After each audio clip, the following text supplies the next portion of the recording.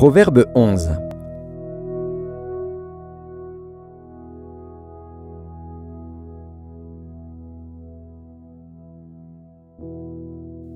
La balance fausse est en horreur à l'Éternel, mais le poids juste lui est agréable.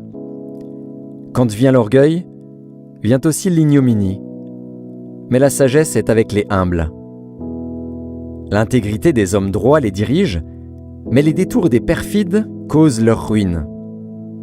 Au jour de la colère, la richesse ne sert à rien, mais la justice délivre de la mort. La justice de l'homme intègre aplanit sa voie, mais le méchant tombe par sa méchanceté.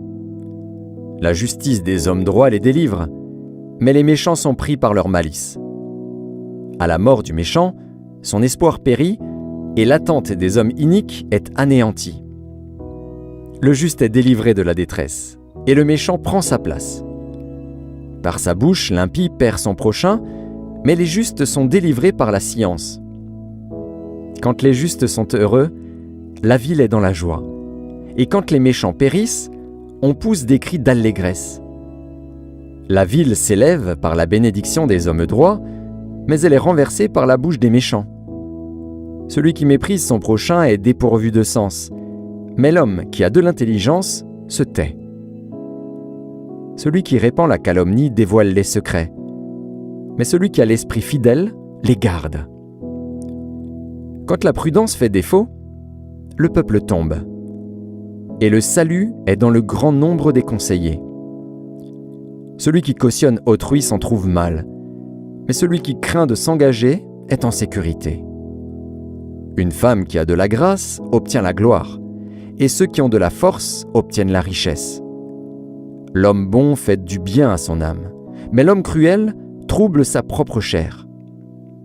Le méchant fait un gain trompeur, mais celui qui sème la justice a un salaire véritable. Ainsi la justice conduit à la vie, mais celui qui poursuit le mal trouve la mort. Ceux qui ont le cœur pervers sont en abomination à l'Éternel, mais ceux dont la voie est intègre lui sont agréables. Certes, le méchant ne restera pas impuni, mais la postérité des justes sera sauvée. Un anneau d'or au nez d'un pourceau, c'est une femme belle et dépourvue de sens. Le désir des justes, c'est seulement le bien. L'attente des méchants, c'est la fureur. Tel qui donne libéralement devient plus riche, et tel qui épargne à l'excès ne fait que s'appauvrir. L'âme bienfaisante sera rassasiée, et celui qui arrose sera lui-même arrosé. Celui qui retient le blé est maudit du peuple, mais la bénédiction est sur la tête de celui qui le vend. Celui qui recherche le bien s'attire de la faveur, mais celui qui poursuit le mal en est atteint. Celui qui se confie dans ses richesses tombera, mais les justes verdiront comme le feuillage. Celui qui trouble sa maison héritera du vent, et l'insensé sera l'esclave de l'homme sage.